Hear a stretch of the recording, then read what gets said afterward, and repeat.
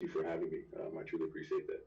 No, no problem. It was like I said, I wanted to get to know more of the stuff that you've been doing. Of course, we've been a little bit in contact through all these years and stuff, but I know there's more behind the scenes that we can see, from Facebook and Instagram and all the stuff that you've been doing. And I wanted to know what you've been up to. But first of all, I want to tell our audience a little bit of what you're been doing or how you started. Well, you was the first movie Coach Carter. Yes. So that was we filmed that back in 2004, and it released 2005. It was January 5th. It was definitely a life-changing moment. But yeah, it was pretty cool. I never thought in a million years that I'd be in the movie industry. Wow. Well, first of all, because you were a basketball player, you still work with your Yes, coaching, definitely. but you were playing basketball for many years since high school, right? Yeah, I started out, actually started out junior high. It was kind of like a mix between basketball and football, and then I just hit this huge growth spurt. So they started to push me more towards basketball, and then I continued until college. After college, I was supposed to go play professionally in Manila in the Philippines. And a few weeks before I was supposed to fly out, somebody gave me a flyer and said that they're just looking for basketball players for this production. So I decided to give it a shot. Almost didn't go because the drive was pretty far. And coming out of college, I had never driven that far by myself. So a little Oh. nervous about that. But yeah, I decided to go and wound up booking one of the lead roles. So, Yeah, well, it was incredible because it was like your first movie, and it was one of the main roles and a very important one too. yeah, it was actually my first job. I had a job in college, but being on the team, it was a job with my coach, so it wasn't really like a job. He as a joke, he said that because I messed a lot of things up. Like a funny story, I was supposed to wash some of our jerseys, our practice jerseys, and I hadn't really learned too much about bleach. So yeah, I dumped some in and changed the color of our team jerseys. But yeah, so he basically assigned me to this very important position of watching the clock, and if the clock went backwards, then he would fire me. So it worked out well though. It never went backwards for some reason. So So it was like, well, we have a new look for our team today.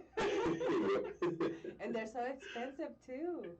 yeah. He was a little upset, but I think after that experience, he figured out that work wise, I wasn't the best employee. So he was either fire me or give me a new position. So What about your teammates? Did they get upset about the new colors? well, that particular team was funny because all we did was play pranks on each other. So they just took it as another prank by me. So Well, I'm glad that they didn't took it wrong, or like yeah, they had to get a new jersey, and it's like, oh, we know you all had to pitch in because guess what? Nana had a little mistake in there, but that is crazy. So that was like your second job, as an actor. yeah, yep. That was it was like I said. I had no idea what I was getting myself into. I when they gave me the flyer and I went down to the cattle call is what they called it. Um, I was expecting to be maybe an arm in the background or just somebody walking by, The and extras. had no idea. Yeah, exactly, and had no idea that I would be playing one of the lead roles. Was it hard for you to, well, or have you been on a set before that, or that was your first time actually looking how everything works? I've been on. Well, my dad used to work for Warner Brothers, and he was just in distribution. But he took me to a couple of the sets, and that was when I was really young. So there's an old TV show called The Dukes of Hazzard. Oh, yes. One movie, The Goonies. He took me on those sets. But back then, as a little kid, I didn't really pay too much attention. I just wanted to see like the from the Goonies, the ship that they had. And then from like the Dukes of Hazzard, I got to see their car. So that's all I knew really about it. Outside of that, I had no idea what the workings of Hollywood was. So Wow. So yeah, basically everything was kind of new for you, especially like the waiting. You know what yeah, people don't understand about the waiting when you film, like it can yep, be hours and maybe half day and things like that. And yeah, sometimes you had to redo the same scene the next day because once they review everything, it's like what, we really didn't like it. yeah, yeah, exactly, exactly. I've Wow. had uh, I've had a few occasions like that where you come in super early. And in fact, one of the movies I shot it in Canada, and got there, was in the trailer like early in the morning. It might have been like 4 o'clock, Wow. and didn't start shooting until I'd say 2 o'clock in the afternoon. So it was a long one. Yeah, you were already tired by then. Yeah, And that's one of the things that you still have to look fresh. You still have to look, well, depends on the yeah. character. If you got, actually, I have a friend. Well, our friend Kedrick Jazz. Oh, He says yeah. my friend. He's probably flying right now from back from Tennessee to Denver because he was filming out there. And we were just talking He's always yesterday. working. Yeah, Man, he's he's always always working. always working. And Yeah. so he was saying, it's like, oh yeah, I hope I can get to see the show tomorrow with Nana. And I was like, oh yeah, I hope so too. He's like, yeah, I'm working right now. He was telling me, he flew in very early the day Yeah. before, and then in 2 hours he had to be on set. So he Oh, did that, but it was funny because towards the end of the filming day, he had to play deaf, and he actually fell asleep. And I was like, well, that was perfect for you. He's like, yeah, I was so tired. So the bad thing is I started snoring. But that's what happens. But yeah, yes, thank you so much. Actually, he's one of my best friends, and I Yeah. mean, he introduced me to you. So that's Yeah. very Great guy. nice. Yeah, Great guy. great guy. Hopefully we can get together again sometime soon. When are you coming Yeah. to Denver, Nana? Any plans to coming over here to this coldness? It was kind of cold up there the last time I was there, so I don't know. We'll see. We'll see. No, but it's beautiful up there. I've been there a couple times, playing wise when I was in college, and just traveling through. I actually drove from California all the way to Arkansas when I was going to school. So Oh wow. yeah, Arkansas and Kansas. So I've been through Denver a few times. Wow, yeah, you need to come like during the summertime so that way you can really enjoy a little bit more, I mean, wintertime is beautiful, like the snow, like the towns look amazing, but if you're not really up to the cold, it'll be Yeah. hard. That's me. um, but I know that, like you were saying, Coach Carter changed your life. It makes you fall in love with acting. I know you've been doing more movies from there. Um, when well, I know you did a scary movie. Yeah. How was that experience compared to Uh, you did Coach Carter, which was like a real life story, yeah. playing you basically yourself a basketball player, and Yeah. then a horror movie. Well, this one was similar in that I was another basketball player, but this one was actually based on a real story. Oh, I didn't know So, that. yeah, there was a lady who she bought an item from a yard sale, and the item I guess was cursed. So things started to happen to her. So then they just made the story based off of that. But yeah, that was interesting. You That's where I really learned about like film, because scary movies, there's always this stigma behind them. I was worried about like the supposed curses behind possession movies. So this one, it was the the moment that things set in was when I first got on the set. Um, there was a scene where the main character brings the item, which is like a possessed box, to a buddy of his who's a professor. So we're looking at it in this huge auditorium, and at the top of the stair or the auditorium, that's where the production is. So I get in, I get to meet the producers. Everybody's a Sam Raimi project. So I get to meet him, all those guys, and I look down and I actually see the box. I know it's a prop, but to Yeah. actually see the item, it started to send chills down my spine because that was the item, the reason why the film is being made. So Yes. that's when things kind of set in. But yeah, horror movies they're funny. Let's say. Well, they're funny, and I don't know if it happened to you. Like after you made your first movie, you started watching movies a little bit different. You started not to pay so much attention to the story, but you were paying attention about where the sound engineer was, where the light engineer was, where the microphones could be hidden, and Yeah. all those things. It's like it makes you realize a lot of more things, and then also. Um, you try not to take it like, okay, was that real? You already know about special effects and all those kinds Yeah. of things. Did it disappoint you a little bit, or it got you more into it? Um, well, there's actually a few funny stories from Coach Carter. So the one thing I learned very early was that a lot of times people don't really eat their food. I didn't know that, so I was really eating my food.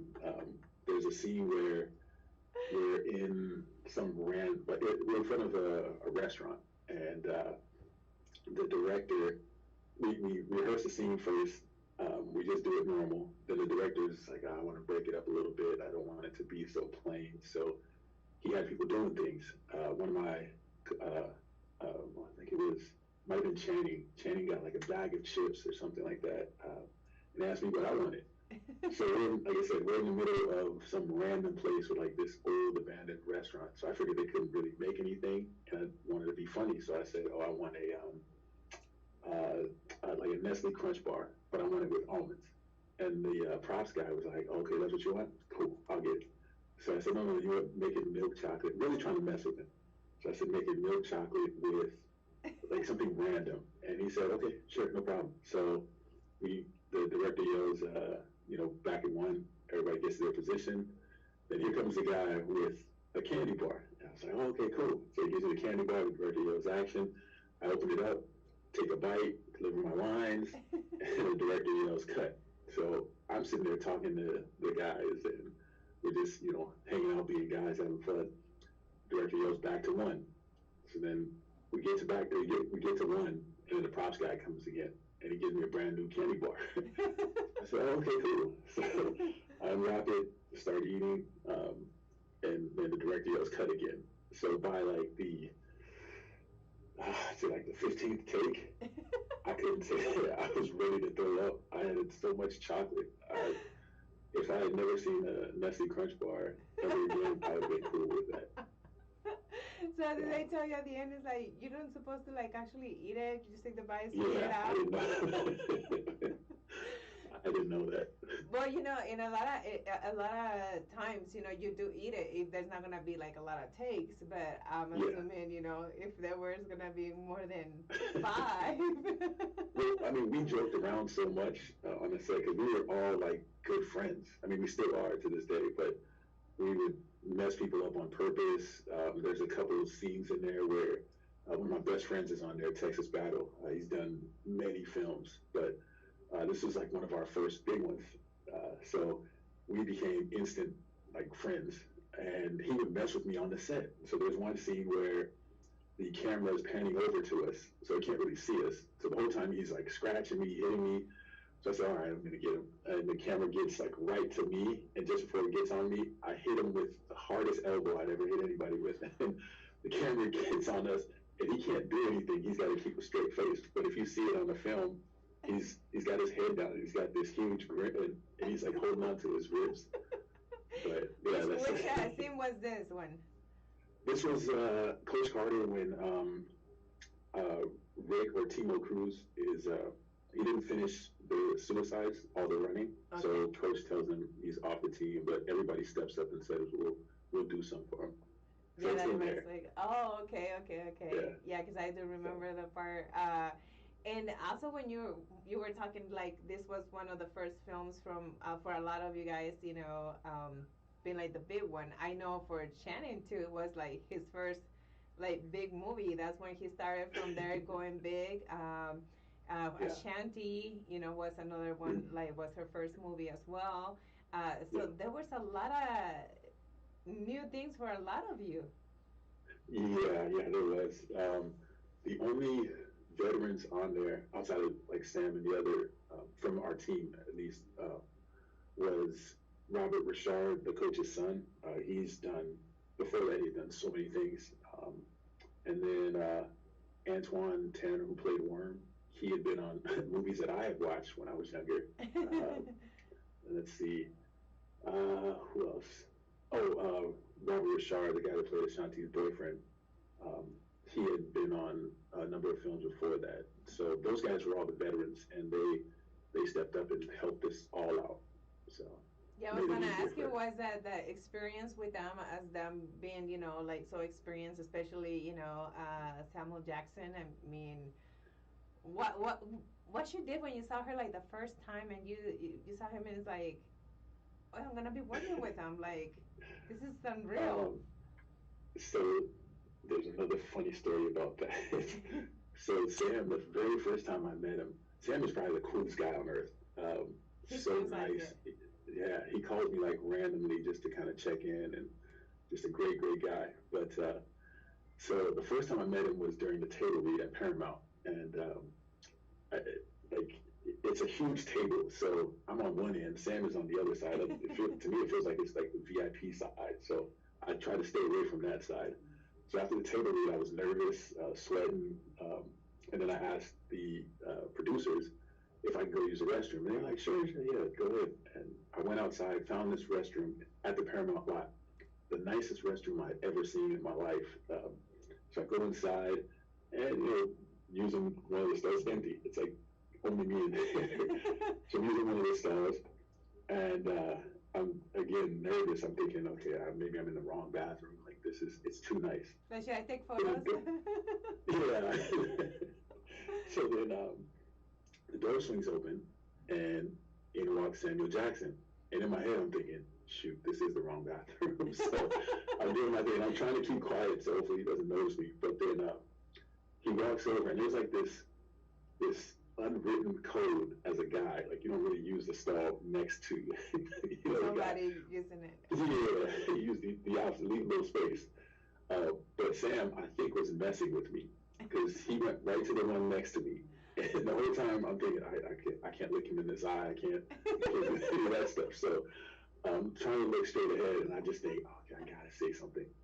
So then it's probably the dumbest thing anybody could say, but I asked him, do you know who you are? And he was like, yeah, I kind of have a clue. So then I felt, oh, that was pretty stupid. So I had to do something. So I thought, okay, well, let me just introduce myself. Hey, I'm Nana. And mind you, I'm at the stall, so I just stick out my hand to shake his hand. He was like, nah, I'm not shaking your hand right now. So, yeah, and that was my first experience with Sam. And since then, he would always mess with me. He would walk on a set. He'd just come up and like punch me in the ribs, or like choke me out from, like he just. That was Sam. He would mess around with it, just like a regular coach. I thought he would be like, hey, my name is Sam. It would have been interesting had he done that. But like I said, he's like the nicest but coolest guy like you'll ever meet. I think that's why he is also, so famous because he has like he's charismatic and he's down to earth. A lot of times you can tell when people start thinking, a little bit too much of themselves, and I think that's when a lot of people stop following them because they don't see that anymore. So, and Sam, I mean, he's been, like you said, amazing, and like the way you talk about him, and like you said, he calls, randomly to see how are you doing. I mean, who's gonna take the time, especially being that busy, to do that? So it's just a little bit crazy, and of course, he gives you like some pointers when you guys were filming and things like that. I mean, he had a lot of interaction with you, of course, during the film, and especially towards the end where Junior started being a little bit rebel. And so if you guys don't know, he's Junior, in the movie Coach Carter. and he has some issues at towards the end of the movie, and he wanted to be, like the rebel, and kind of quit everything. And at the end, is like, you know what? I changed my mind. I'm not quitting. And so that's when you have a little bit more interaction with Sam right there, right? Yeah. Um, well, the story of Junior is interesting because the real Junior battle, uh, he's like another guy. I mean, he's very cool, extremely athletic, and a very smart guy. Very, very intelligent. We're friends to this day, Oh, nice. and I think he has a book out right now. And his daughter's playing for some big university, but very, very nice guy. It is funny because on the set, we our mannerisms are exactly the same. It's funny. I can see myself in him. He said the same thing. He said the same thing to me. But Wow. yeah, it was a great experience. And the storyline in the movie was that the kids weren't really taking care of their grades. So Samuel Jackson or Coach Carter comes in and he basically shuts them out of the gym until they take care of their grades, which I mean worked out perfectly because a lot of them got scholarships and got to go play in big schools. So Yeah, and so you guys were able to interact with all the players, the real ones, when you guys yeah, were filming. yeah, they were. If you look at the last game, behind the bench, they're all standing right there. They're all standing and Oh, cheering. So I yes, have the to real watch it players. again. I have to watch it again. Yeah. That is so awesome. And when you had your audition for Junior, was he there? Oh no, no, he wasn't. They had uh, they had actually seen my tape, I guess. Like, well, okay, so backtrack a little bit. When I went to the first cattle call, which is just where they just send out a message to everybody, just come and audition. So it's not like an actual audition yet. They want to see more so the look. So the first cattle call was just playing basketball. The guys that were running the audition who wound up being the coordinators for the movie, they had seen me play in high school, so they kind of knew that I could play. So that helped me out a little bit. But there were some amazing athletes there. There was one guy who did some crazy dunk, and he went right before me. So I'm thinking, how am I going to follow this up? But yeah, that was the first cattle call. Then the auditioning came, but apparently they had kept their eye on me. So it was weird because they put me on the Richmond team, the main team, but they didn't give me a character or they didn't give me an assignment. So I was just kind of floating out in La La Land. And Uh-huh. it was getting to the point where I wasn't frustrated, but it was just like a weird thing because I wanted to be on the other teams with people that I knew, with my friends and people that had like roles or positions. And they just kept saying, hang tight, that, we're still considering yours.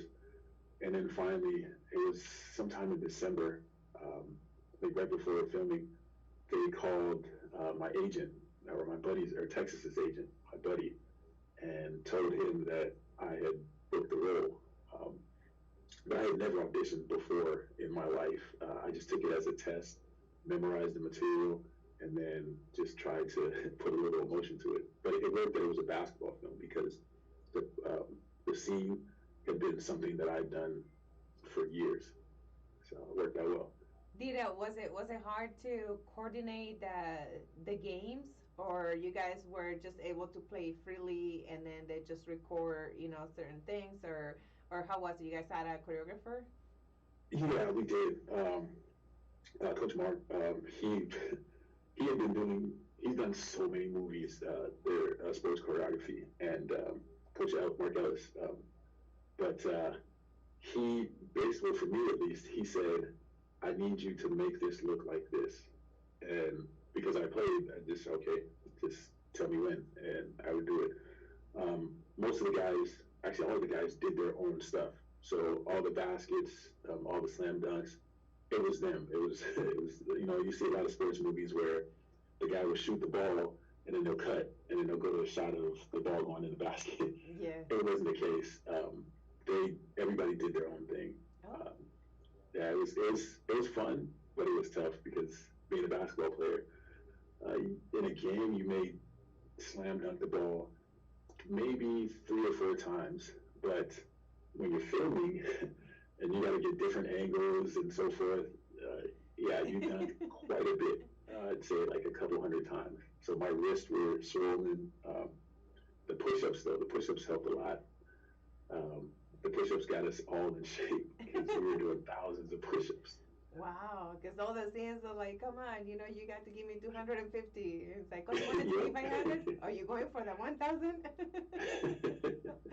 That was Yep. crazy. Wow. Yeah, and a lot of people think that if, everything is so fake. Well, it is fake, but at the same time, you do have to be physical doing what they're Yeah. telling you to do. If you're in a movie, you're running, you are running. I Yeah. mean, Oh, flying, yeah. that's a different Yeah. thing, but running, exercising, and things like that, that's really, physical, and that's really happening. Yeah. And not just that one time, but it's more repetitions because there's a lot of different angles, and that's what people don't understand, that they think there's just one take.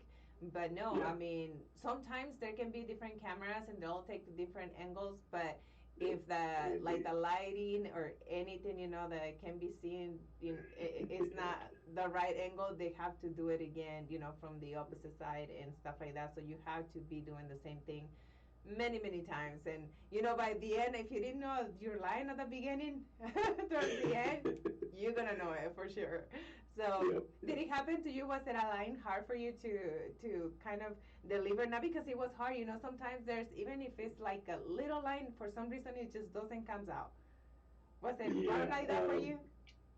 Yeah. The very first, I had the first line for our team. I had the first line on the first day that the team shot, and they they messed with me so bad. Uh, they came up to me and they said, "Listen, you do understand that a roll or like one of the reels costs like 20,000 or something like that." And I'm sitting there like 20, like I haven't even made any money yet. So I was, and that was right before the director, or everybody yelled first position. So yeah, I'm thinking the whole time, don't mess up, don't mess up, don't mess up. And then we go to deliver the line and you mess up. So yeah, that was the first line I delivered on camera was it was a mistake. So That was the hardest one. yeah, yeah. But So I mean, I got comfortable after that. well, you had excuses. I mean, it was your first time, and you were the first one talking, and so we can, always excuse ourselves in like some part of that. And after that movie, Coach Carter, and you went on to do another movie. Was it easier Yeah. for you to be on set, or was it you kind of miss your Coach Carter set? No, actually, it was cool, and then it was even more nerve wracking because it was cool in that on the plane I bumped into one of my buddies, and turns out he was also going to be working on the same film. I had no idea, but so it was cool. It was Corey Hardrick, but yeah, he was flying on the I forgot what it was, like first class going to Detroit. So I'm like, oh, okay, that's interesting. What are you doing here? And he said, oh, I'm working on this project. I said, hey, that's funny. I'm working on the same. So it helped out. Now, it was nerve wracking because that project was Gran Torino with Clint Eastwood. So Oh, I had okay. heard, yeah, so I had heard so many things about his sets and that they were super tight. You can't make any mistakes. He films rehearsals, all this. I was nervous going in. Um, but all that went out the window when we got there. He took us all to a Kid Rock concert in Oh, Detroit. So if you're familiar with Kid Rock, like everybody in Detroit loves him. So a Kid Rock concert in Detroit is madness. It was fun. It was cool, but we didn't expect like 3 or 4 young guys to be going to a Kid Rock concert with this older guy, yeah. to be Clint Eastwood. So, but once we started filming, I had a I had a moment because I watched Clint Eastwood in so many films, and to see him across from you, on the set was a surreal moment, and I forgot one of my lines, but he was cool about it. But since after that, I was cool. I didn't have any issues, but yeah, that was uh, that was the next project. So So you were like from Samuel Jackson to Clint Eastwood. It's yeah, like crazy. Like these are people that they've been on the film industry for ever, and not just they've been there. yeah, They're one of the best.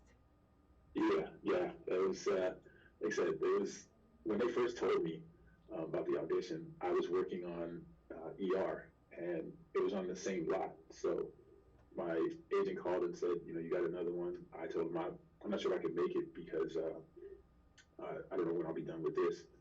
So he said, not to worry, you can go at lunch. It's on the same lot. So I get to his production office. His production office is very low key.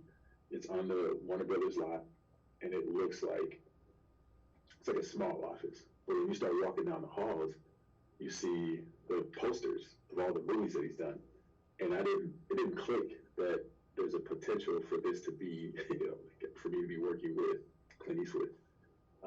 And then the audition was funny because in Gran Torino, basically the whole movie is just, people cussing at each other, and it's one of those movies. So I get into the audition, and it's this little old lady, sweetest lady in the world.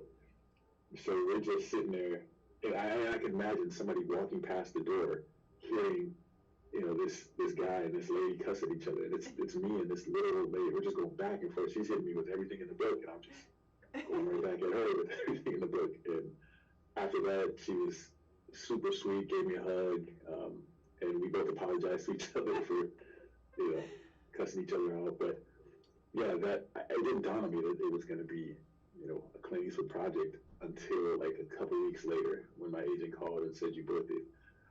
Didn't think much of it, and then I went back and I checked it, and I realized, yeah, this one's pretty big. It's Clint Eastwood, so. Well, that's good that at the beginning you didn't realize it because maybe you would have been nervous and Yeah.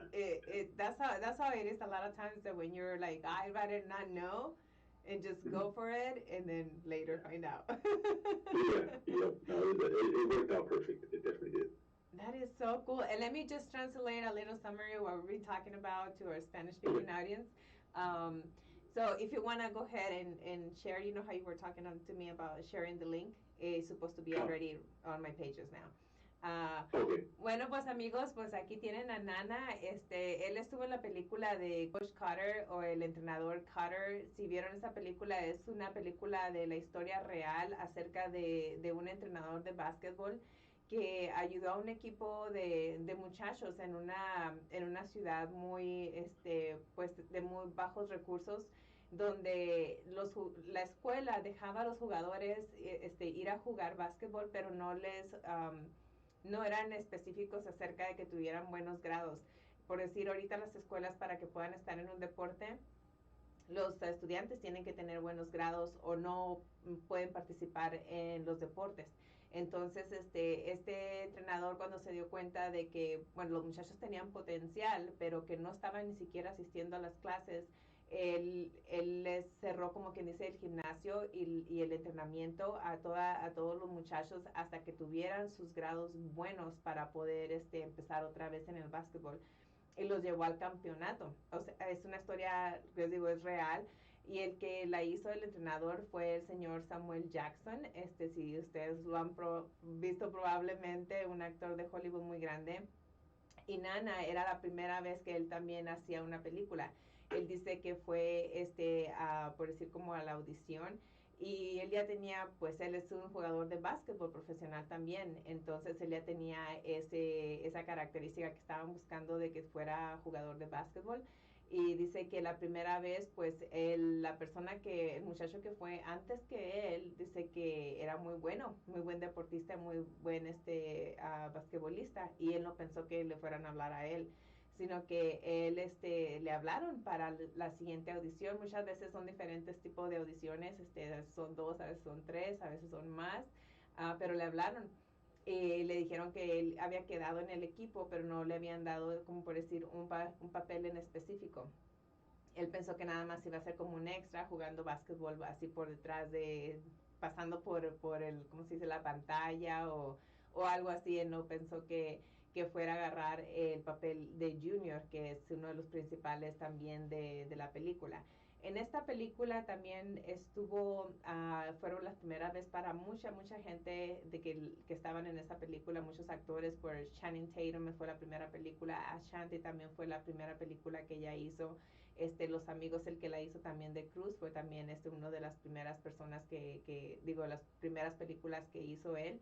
Y dice que desde entonces ellos se hicieron como una familia y hasta ahorita ellos se llevan muy bien y todavía están en contacto. Y dice que el señor también Samuel Jackson hasta le habla a veces para ver cómo está, y pues para chequear con él. Dice que es muy buena persona, así que se le nota, no sé si ustedes lo conozcan, pero pues se ve que es una persona que no se le han subido los humos, como decimos nosotros en español. También pues él ha hecho otras películas, hizo una película también de horror, que lo que le estaba preguntando, que fue la experiencia después de haber hecho la película de KUHS, hacer la película de terror que fue Posesión. Y dice que también fue una historia real. Es acerca de una persona que va y compra una cajita en una segunda, una cajita así como de un joyero, y ese joyero está poseído y empiezan a pasarle cosas. Entonces fue como hicieron esa película también de la historia real. Está todo así. Dice él que fue muy extraño porque cuando él vio la cajita también, dice que se le puso toda la piel de gallina. Así que, y también escuchó todas las cosas que dicen de cuando hacen una película de terror, todas las cosas que pasan y que también pueden, los actores se van muriendo también y todas esas cosas. Entonces dice que él tenía un poquito de miedo acerca de eso, pero pues ya no pasó nada, así que gracias a Dios. Pero dice que la película después de Coach Carter fue la que hizo con Clint Eastwood. Dice él que también, él no sabía, dice que fue a hacer la audición y todo eso, pero no pensando que él podía trabajar con Clint Eastwood, porque dice que nomás fue a hacer la audición, no pensó en eso, y cuando le hablaron que agarró el papel, fue cuando dijo, voy a trabajar con él. Y Clint Eastwood tiene una reputación de que hace sus películas y no permite que haya errores, todo tiene que ser rápido, graba hasta los ensayos y todo eso. Entonces él iba con un poquito de nervios ya para eso, pero dice que no, para nada, el señor se portó muy bien, que fue una experiencia muy bonita. Así que si pueden ver las películas de él, pueden hacerle Google a Nana y salen las películas que él ha hecho. Y ahorita vamos a seguir hablando de él acerca de su carrera de básquetbol. Okay, Nana. So I kind of summarized a little bit of all we talked about. um, so you speak Spanish a little bit? I understand it. I've got like one of my other best friends growing up in high school. Yeah, that's how we would get in trouble, and I know he was in trouble when his mom would speak Spanish to us, and Yes. so yeah, there's certain words that I know. I'm pretty sure that was the mom. Then those words are not really like good ones. Yeah, I can't really say them on TV. So. I know. That's how my kids know too. They're like, yeah, I think mom is mad. You kind of forget all the English, and here comes all the Spanish. Yeah. But so tell me, one of your other career as a basketball player, once you started doing the acting, you kind of stopped that, or you're like, okay, let's switch a little bit over here? So I've been approached. Well, actually, I was playing in this league that was conducted by the NBA. It was like a league for entertainers, and at that point, I kind of put basketball on the back burner. It was just something where it was a little bit easier to do the films than it was to wake up early in the morning, go to practice, potentially get banged up, and then go home and have to do it again. So that's where it was like, Hollywood was a little bit easier. So, but I was playing in that league, and it was more for networking because there was a number of directors, producers, everybody in there was doing something in the entertainment industry. So it was a way to just keep my name in the mix. The guy that ran it, Shane Duffy, another great guy, they were doing this contest for the minor leagues of the NBA. So they sent this tape. The tape, it wasn't really for me. It was more to get interest from other people, worldwide, to see if they wanted to try in this contest. The winner is supposed to make the minor league team, and then hopefully, maybe someday in the future, make the NBA. Okay. So they submitted my tape just as a commercial for it. But then the guys that ran the contest, I guess they liked my tape. So I wound up going to kind of try out for the what they call it, the D League, the developmental league. Now I think it's called the G League, but I wound up going to try out for it. It was a great experience. I wound up being one of the top six out of a couple of thousand. Wow. So yeah, it was a great experience. But yeah, mentally I wasn't there anymore. Like I said, I didn't miss, getting elbowed and having to guard the injuries. I didn't miss that at all. So yeah, I started to move away from it, but then that helped my transition into the coaching. So Yeah, because I noticed that you have participated on a lot of the All-Star games. yeah, Those seem like a lot yeah, of fun. they are. Initially, they started out that that was actually brought to me by two guys from the local radio station, Power 106 out here, and it's a huge radio station. I've listened to them since I was a little kid. But two guys brought it to me, and they said they wanted to start it and go to a few high schools and just raise all the money for the high school, and then it would go right back to the high school. That's one thing I love, because when I was in school, we didn't really have. I went to a public school, so we didn't really have all the luxuries that the private schools had. So it was hard to get things like new uniforms, basketballs, Shoes. shoes. Yeah. So they they wanted to help the schools in that way. It started off 6 games, and it was supposed to be like entertainers versus teachers. They kind of had me as the as the ringer because yes, I was an entertainer, but I was borderline professional player. Yeah. So we were just destroying the other teams.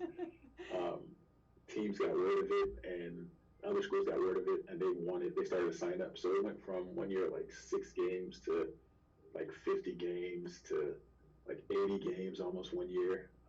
And we would play Tuesday nights, uh, Tuesday, Wednesday, and Thursday. And it just grew into this thing. Started doing it for, it started going on for like 15 years or something like that.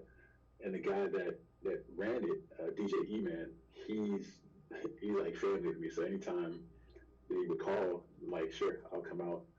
And we go out, and then it grew into teachers to alumni to, Oh. they had their ringers in there. We played a couple of NBA players that, they either went to the high school or they knew somebody that worked at the high school, so they wound up playing. So the games were really, really fun, and it got huge. It partnered up with this program, Homeboy Industries, and they did this huge game out here, and the money would go to help inmates making their transition from Oh. that into getting into the regular work world. So it was fun, and all the proceeds went right back to whatever program started. So that's one thing I love. Wow, so that was, and see, when you're doing something good, it kind of, it keeps escalating, and people hearing of it, and making it so big. Because, when you're here, the NBA, All Star game or this, All Star game, you just want to watch it because it sounds like a lot of fun. It doesn't sound just like a regular, basketball game. You're Yeah, gonna laugh. You're gonna, just have a great time just watching it, because a lot of things that happen, and then a lot of times, your friends are on the opposite team, and you see yourself, yeah, talking on the court, and the ball is somewhere else, and you guys are chatting, catching up, and so I think all that is really fun, and I seen, a couple of them, and I see that that you're being on a few of them, or most of them, I think, right? yeah. I've done a lot of them. I've since scaled back because just the wear and tear on the body has become too much.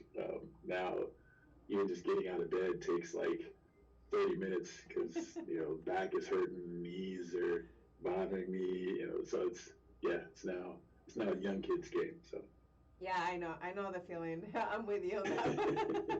A lot of times people's like, oh yeah, you're this and that. And I was like, well, we're the age we're feeling the age. And it's like, well, you don't look like it. I feel it though. It's like getting out of the bed. No, you definitely don't look like it. I get the same thing. People always say, oh, you look like you're 20 something, which I mean is a huge compliment, but Yes. it's like we don't feel that way. Exactly. It's like, my bones, tell that to my bones because they're not listening. It's like we start cracking or like we move and it's like, okay, what's going on in there? Especially like you said, it's so funny because, they always tell us you need to exercise, you need to train in order to keep your body young. But at the same time, there's a lot of injuries. There's all this stuff that happens to your body and you're like, how does that work? But yeah, I imagine like for you, when you made that decision of okay, let's leave the basketball for just coaching and not doing, any type of like, being professional player anymore to Hollywood, like you said, it's much easier and probably it was something that your body was telling you too, it's like, hey, let's just take it easy, let's relax a little bit because we need more years. We need to walk, for a little bit longer. Because people don't understand like how much you guys have to train either for any type of sports. Is just getting up so early. Sometimes you have to train twice a day. Depends on what's coming up. Yeah, exactly. In school, it was 3 times a day. We had a morning workout, and you might have practice in the afternoon. Then you have individual workouts. Then you have weights. Um, so yeah, it's a lot. And then you have the games. So Yes. yeah, it's a lot. Yeah, and that's one of the things that that you can see in Coach Carter, like how the players have to work out. It is like when you have a good trainer, like they know exactly what is needed for them to be successful. A lot of the times, they say, well, it's just playing, but you don't know what's all behind all the playing, all the training that goes. Yeah, you have to get up early. It's cold. Like when you guys film like during winter time and you guys can see like when you guys are outside the gym or you guys are on the streets, you see the little from the coldness and reality that's how it is, sometimes and you get sick or going from like being in the gym, working out so much, sweating and then getting outside to the cold, there's a lot of risk right there too. Yeah, definitely. And it helps, especially if you're in school or you're on a professional team, because like you said, you have the trainers, you have people that take care of you, they monitor you, but once you're done with that, then you don't have anybody. It's just on you. So that's where it becomes tough. Nobody's, giving you ice after the game. Nobody's wrapping your injuries. Nobody does that anymore. So. Yeah, exactly. Is that when you start missing the people that you used to cuss at? Yeah, exactly. But that's how it is all the time, like we're thinking that, oh, they just want to be on my butt and, just saying things and just making me feel bad. But a lot of times they realize it afterwards, like, oh, that was for my own good. And that was, I miss it now. Like I want to have the person telling me what to do and stuff. So now that you're on that side now, you're the coach, you're the one that tells people, this is what it is. Are you hard just like Coach Carter or when it has to be? No. You like I'm probably I'm probably the softest coach in history. Most of the time, I coach younger kids most of the time, kids from kindergarten up to 8th grade. I have a few high school kids that I coach as well, but the league that I was coaching in, it's primarily for kids from 1st grade to 8th grade. So I've never been that guy to yell, kick, and scream. I've never been that guy. I've always had a calm demeanor. So it translates into the basketball. At least to me, it translates really well because the kids kind of take to me, and it helps that back then I could block all the kids' shots, and like I was having more fun than the kids were. So, but yeah, I don't yell at kids. I understand kids are going to make mistakes, so I actually want them to make mistakes because then that helps me out as a coach. Because if they're perfect, then there's no need for a You're coach. like, But I'm out. yeah, exactly. But yeah, I've been very fortunate. I've had all the kids I've worked with have been really, good kids, good down to earth kids, kids that want to play. Haven't had any parent issues where the parent thinks that they're going to go to the NBA right from third grade or anything like that. But I try and stay away from the high school ranks because that's where it happens more. But Yes.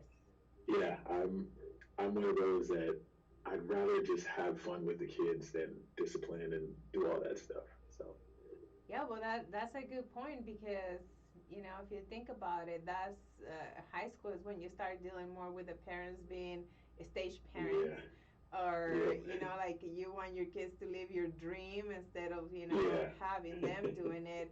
And a lot of times they, oh, I'm a parent, so I'm gonna put myself out there. We don't realize like how good or how bad our kids are as far as the sport goes, and we're yeah, thinking, no, they are good. Like you're gonna yeah, get my kid into the NBA. I don't care what you need to do, but you need to get yeah, him there. But like I said, when you miss all the fun, all the um, that joy for something, it is kind of like not worth it anymore. If it's all just like, yeah, I'm just gonna do it because this is what my parents want me to do, or this is what I need to do because I was told I need to be on the NBA, and not yeah, enjoying it, then that becomes a little bit of more like a burden than a yeah, hobby or exactly. something that you want to do. Yeah. Do Yeah, you, and I try and make sure, like I said, all the kids have fun. Like I'm the coach that I'm I'm gonna mess with you. You may have a wide open shot. It doesn't matter the age. It could be a you're kindergartner. like, It could be, yeah, exactly. I'm blocking the shot. I blocked the shot one time.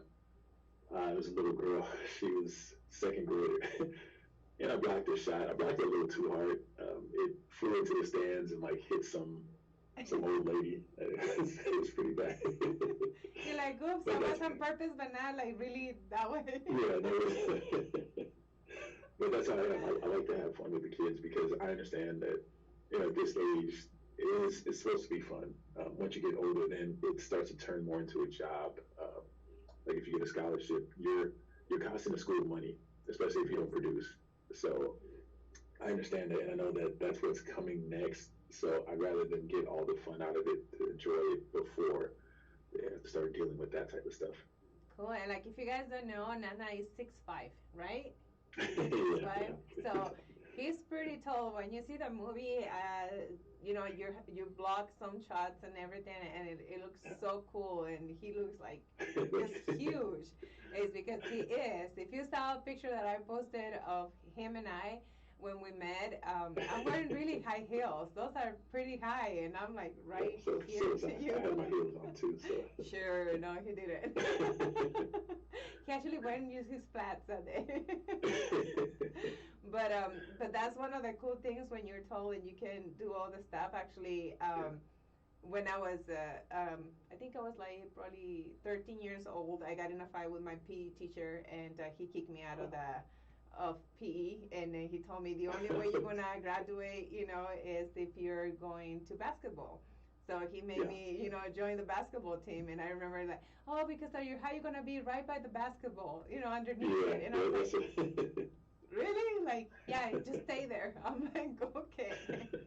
So that's what I did, and that's what I was introduced a little bit into basketball because of that. But my brother Yeah, always played, so I kind of had an idea. But it was just like yeah. my thing is like, because you're high, you go underneath the basketball, make sure that they don't shoot it, and if they do jump Yeah, and they don't you score, cover it. yeah. Yeah, and I was like, all right, so that was my job. But you know, um, watching, like you said, everybody that play a player on Coach Cutter, they did their own things. So Yes. were you guys like actually get together like afterwards and play a game just for fun? Um, Or you guys like, we're done? no, I mean, we'd hang out. There weren't too many opportunities for us to play outside of um, filming, only because everybody's schedule was so busy. There were guys that were doing multiple things. They were working on other projects, so they would finish one and then go right to the next one. They had appearances that they had to make. So everybody's schedule was pretty hectic. But while we were on the set, like I said, we would mess around with each other all the time. If you were walking by and you just so happened to see like walk by the set, you would think that we were a real team, that we were just like a band of brothers, because that's we would mess with each other. We would try and mess each other up. We would play pranks on each other, and then we were just literally messing around. So yeah, we hung out on the set more so than off. But like off the set, when there's opportunities, we'd go grab something to eat or things like that. Have you got a reunion, Coach Carter reunion? Because I mean, it's been what, like over 15 years already, right? Yeah. It's been it's been some time. Wow, yeah, it has. Yeah, because you said it was 2000 and what? 2005. 2005. 2005. So Yeah, it's been some time. yeah, so a little bit over 15 years, right? Yeah, it's been some time. Yeah. 17? I Wow. think what is it? Yeah, well, we filmed in 2004, so we've been um, well, yeah, early 2004 is when we all kind of started coming together, like with the cattle call. We saw each other, but we didn't really know each other that well. And then from that time up until the premiere, but we would, I mean, like I said, Texas is one of my best friends. Um, he lives out in Las Vegas right now. I'm in LA, so we don't see each other as much. But when we were both out here, it was like at least a couple times a week we were hanging out. Antoine or Worm lives in, I think he might have moved, but it was about an hour or two away from me. Same thing with Robert Richard, Coach Carter's son in the film. Um, and Channing is just huge now. I mean, he's all over the place. I'm sure he's got houses in different states, but yeah, it's like, okay, let me number them. There's so many. And then Rob Brown, Ashanti's boyfriend, he moved back out here. I think he's back and forth from, I think, the East Coast and here. He was filming a show. And Rick, I stay in contact with as well. He's always busy. He played Timo in the film, but he's always on shows. He's always doing something. He's an amazing actor. But yeah, he's always busy. But he still, from time to time, will say what's up. Try and hang out if we can, if he's out here. But, well, I propose a get together, like a reunion. Well, Coach Carter comes out, so Coach Carter comes out maybe like once a year, maybe once every 2 years. He'll come out and then we'll go grab something to eat and hang out. So that would be so cool. But yeah, you guys need to do like a reunion and see, what's going on with all the characters, and it'll be even cooler, like if you guys get together and the real, people from the from the story, and see, just filming you guys. That'll be so cool. I propose that, so like everybody drop their schedules. But no, it is hard nowadays, and especially right now. I think things have started picking up because of COVID. But I think during COVID, well, of course, get-togethers were not that like a good idea, but that would have been just perfect because everybody were like paused and not doing a lot of things. But I know there were some filming going on when there was like less actors, and it was not like a big sets and things like that. So I think some of the actors were still just kind of busy on certain things. How did COVID affect you, Nana? So once it hit, I basically shut everything down. But I've been going to school for my master's the last 3-4 years. So I was just, on the computer online working on a master's in cybersecurity. So I'm always just sitting in front of the computer in the house by myself anyway. So it kind of just, it seemed like another day for me. So just going out and about, that's where it affected things. I hadn't really been going out audition-wise because, like I said, I wanted to focus on school. And then it affected coaching because it shut that down. Yes. So there was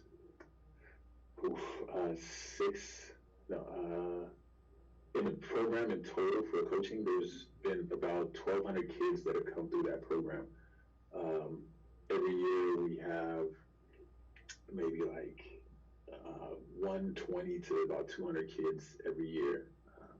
So when it shut down, it was tough for them. And what I would try and do is, once things started to open up a little bit, I would start doing individual coaching for them, just to kind of give them an outlet, because sitting in the house all day. Yes. Now, obviously, we would do it, as safe as possible. We do it outside, masks on, face shield, and they have their own equipment. So, uh, I mean, at least give them that outlet. But that's where it affected things. But outside of that, Hollywood, like I said, I had already kind of shut it down a little bit because of school.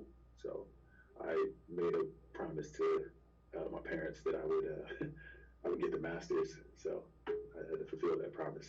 Good. I was about to go there. Like, what your parents and your family think of you?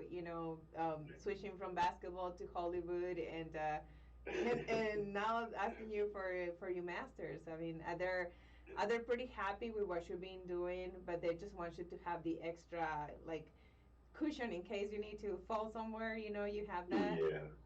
Yeah, my parents are big. In fact, my family just in general is big on education. It doesn't matter what you do. You could, fight the world from, or save the world from aliens. And as long as you got at least an A+ in, your science class, then cool, like you're a hero. But yeah, outside of that, they don't. Hollywood wasn't a big thing for them. They they were happy that I did it, but their thing, like I said, has been education. As long as you take care of that education, then yeah, they're happy. They're good. Yeah, well, it's like a lot of times, we don't understand why our parents are so hard on us on getting an education, but like let's say again, COVID, everything was shut down. You, Yeah, you can still work on your regular, yeah, jobs as far as like programmer or like you say yeah, cybersecurity, exactly. whatever it is, inside your house the whole time. You don't even have to go out to an office to do that. Yeah, So it is something that you probably saw it during COVID, like, oh, I know what they mean. Yes, yeah, okay, let's do this. And how yeah, long exactly. more for you to be over with your masters? Oh, I just finished. I just Oh, finished. you just finished. Actually, in February, but I still trying to learn, some of the programming languages. Just kind of get more proficient with them. And I mean, this is a long shot, but trying to build an app. So that's like way, way down the line. But But yeah, no, I'll try it. it's not. I mean, once you start learning the programming, depends on what programming, coding you Yeah, need to, you want to do it. Then, if you need to yeah, learn something, like Python or whatever it is, yeah, I don't know if you yeah. knew, but I'm an engineer, or Oh, yeah, oh, that's right. Yeah, so network engineer. So that was one of the things that I used to do. Like apps and coding and stuff like that. But that was a while back. To get back to it, I would need to go and get recertified. Everything, and that takes a long time. So. So yeah, that I'm definitely glad you does. did. Yeah, because I thought I saw that you posted when you finished. So when you were saying that you're still in front of a computer, I'm like, I thought I saw that you Yeah, put that you had your masters. So I got yeah, confused yeah. there. Wow. So you really like coding and stuff like that. Yeah, it's interesting. The stuff that you can do with computers. I've always been interested in computers. I just never had the time because when you're on a scholarship, they they require you to do certain things. So Yes. the labs and so forth, I wasn't able to take them. So I couldn't get into it when I was playing. Um, I saw this opportunity, so I decided to just dive into it, and it's uh it's it's been fun. It's been very, very fun.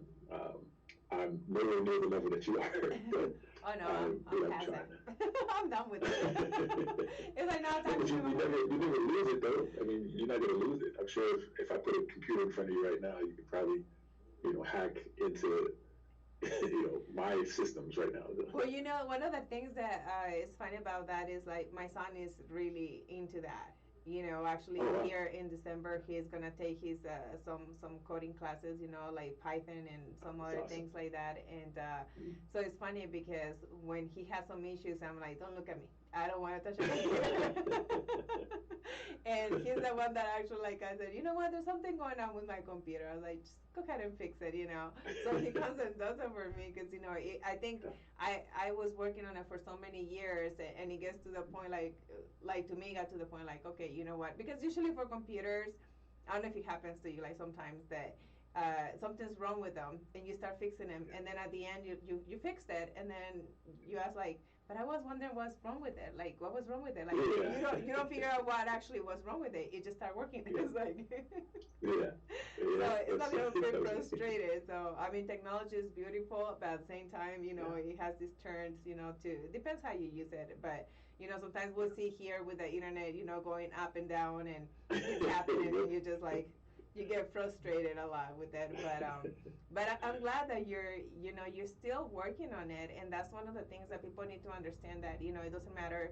Um, what you're being up to, what you're done, or anything. You can still go for the dreams that you had. Yeah. I mean, you had them since you were playing basketball back in college, Yeah. and look at you, you're barely doing it. So that is like something that it should be a motivation for a lot of people, that they still thinking about it.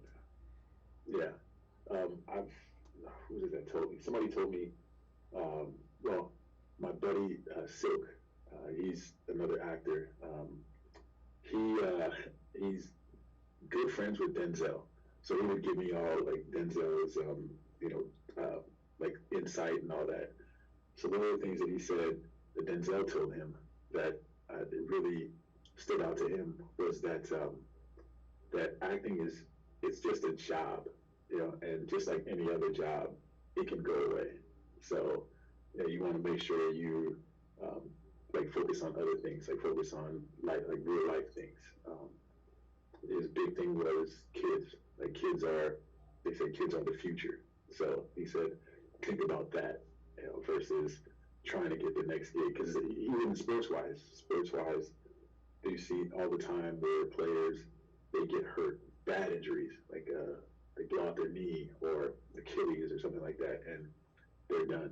So if you don't have anything to fall back on, then you're in trouble.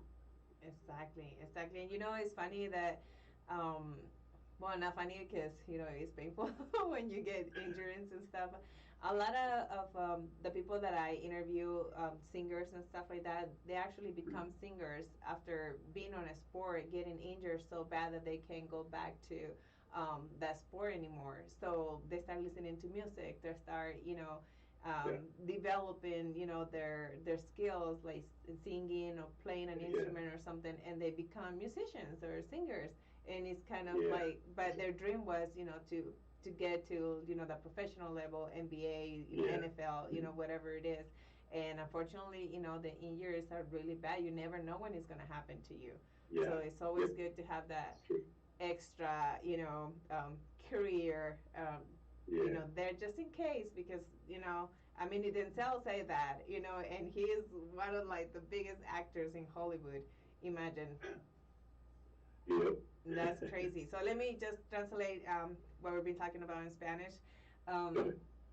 so lo que estamos platicando también es de que él se cambió de la carrera de básquetbol hacia Hollywood, porque también ya él te había tenido ya ciertas, ¿cómo se dice?, lastimaduras en el cuerpo, y se le hacía más fácil ya no tener que levantarse en las mañanas a entrenar, y entrenar a veces dice que eran hasta 2 veces al día, depende del evento que tenían que presentarse de básquetbol. Entonces se le hizo más fácil seguir ya la carrera de actor y dejó el básquetbol.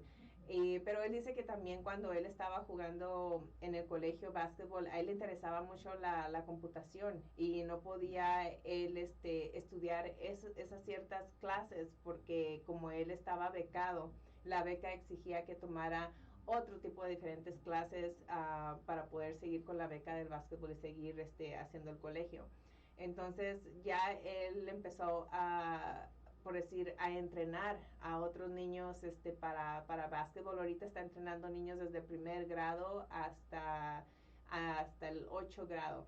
porque dice que ya en la high school ya no se mete ahí él, porque ya es cuando los papás empiezan a querer que su niño ya sea uno de los profesionales de la NBA y es más difícil lidiar con los papás. Entonces él dice que le gusta que los niños se diviertan y disfruten cuando están entrenando el básquetbol. Entonces él por eso está con los niños más chiquitos. Dice que una de las cosas más difíciles de lo del COVID cuando pasó fue que pues cancelaron todo el entrenamiento y era no poder estar con los niños entrenándolos. Y cuando empezó a abrirse un poquito fue cuando empezó a entrenar, pero nada más era de uno en uno, o sea, entrenamiento personal, con las máscaras, con todo protegido, para, pues sí, no enfermarse ni nada de eso, y fue como empezaron otra vez a entrenar.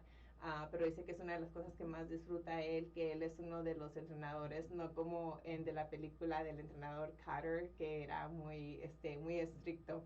Él dice que es todo lo contrario, que le gusta motivarlos y ser dulce con ellos, jugar mucho con ellos.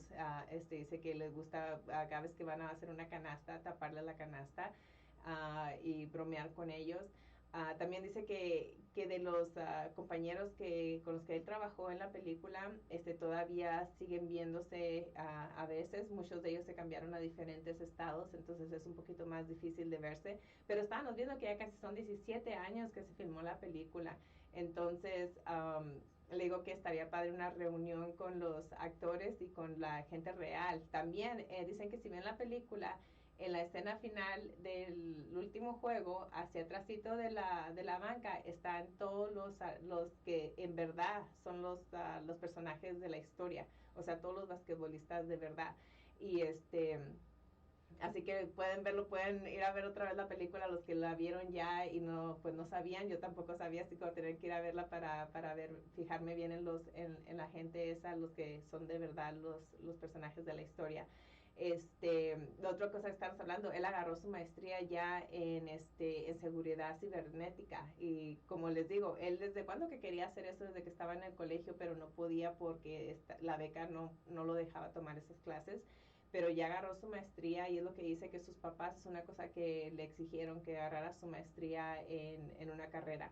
Entonces por eso él también lo está haciendo, también porque dice que hay muchas veces que pues el trabajo se puede acabar, el trabajo de actor se puede acabar, y especialmente pues lo estábamos viendo con el cover, muchas cosas se pararon, pero si él tenía pues su carrera a un lado, pueden seguir trabajando desde la casa. Entonces siempre hay que tener, como por decir, ese colchoncito para donde caerse y seguir adelante. Y es lo que nos está diciendo él, que es lo que también él trata de motivar a la gente para que haga eso, que se enfoquen más en eso.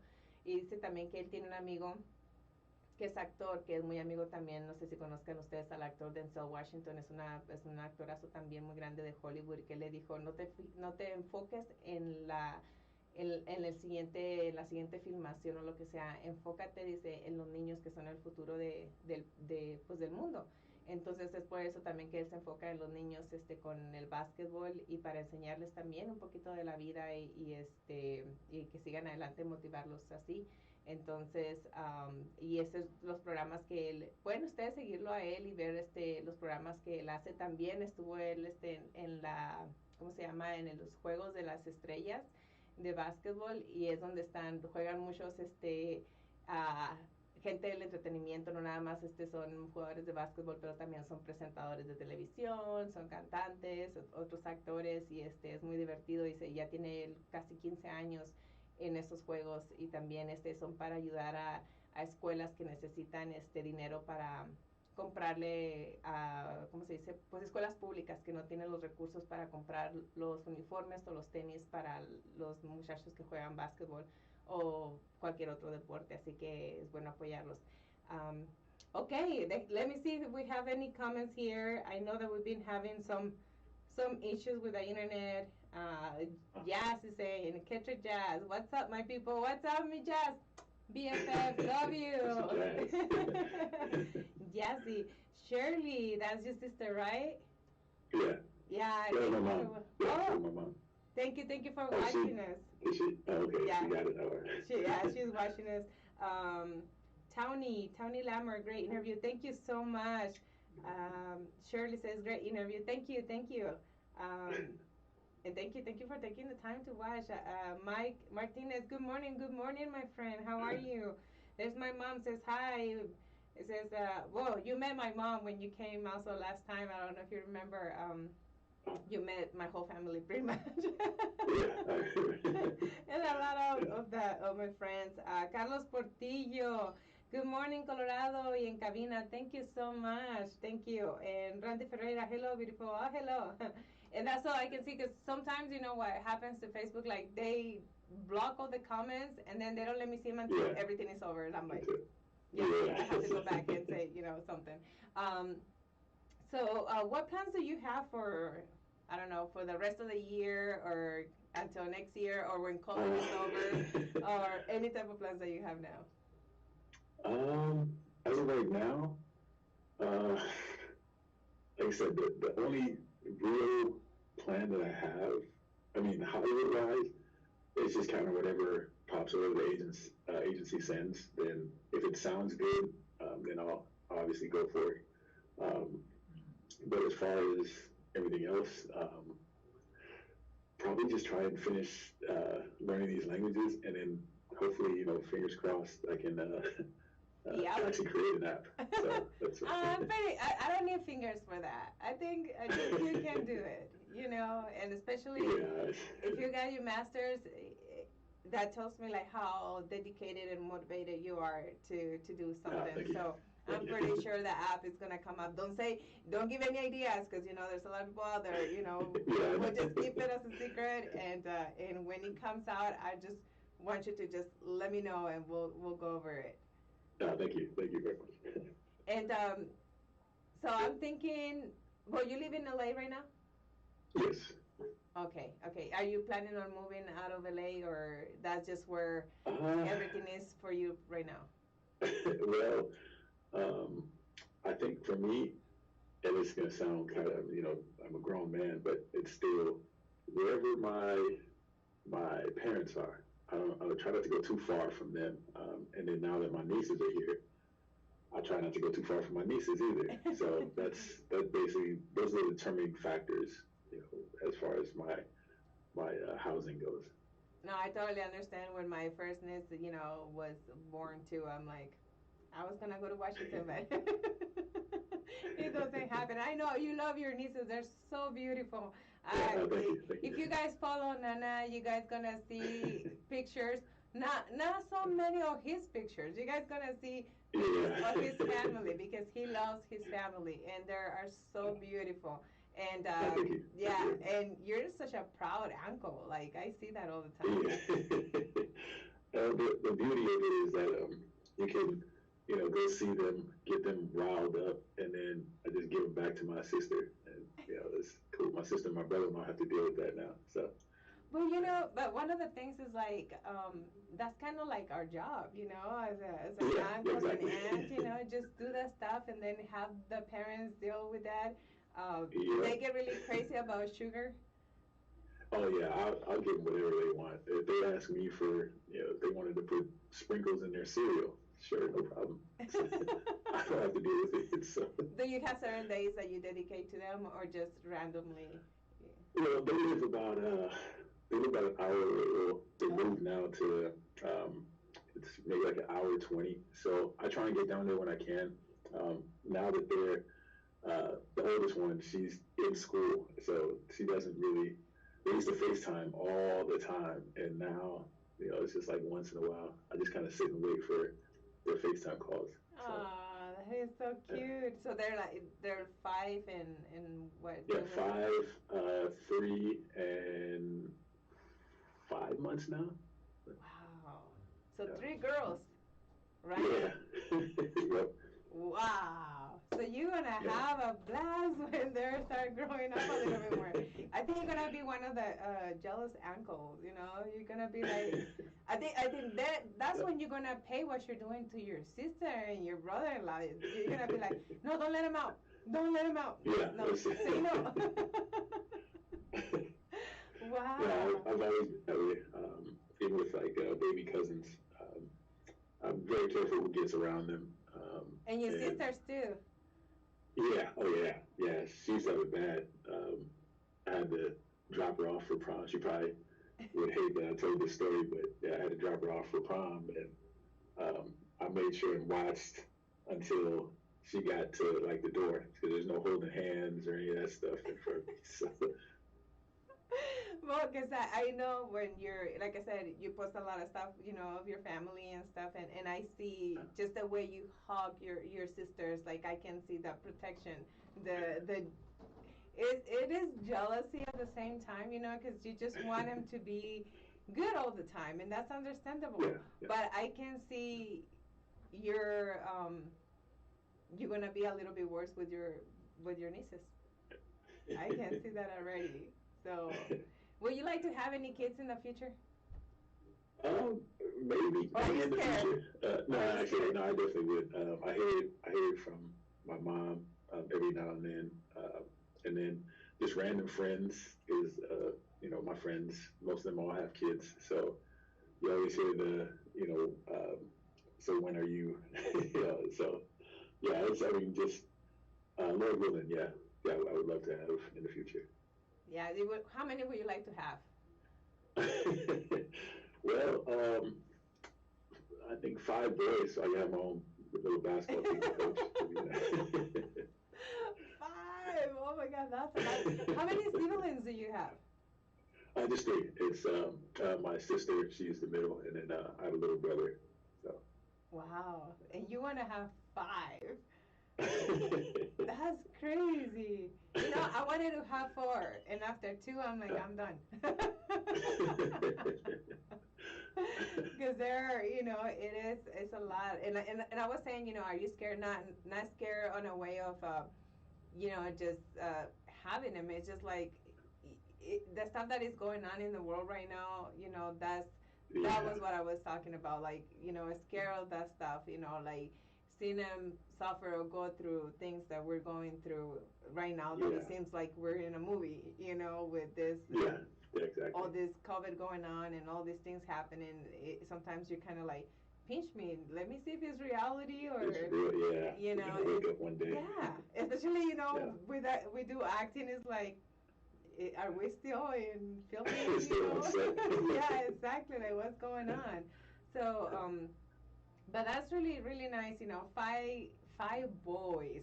And I know why you don't say girls.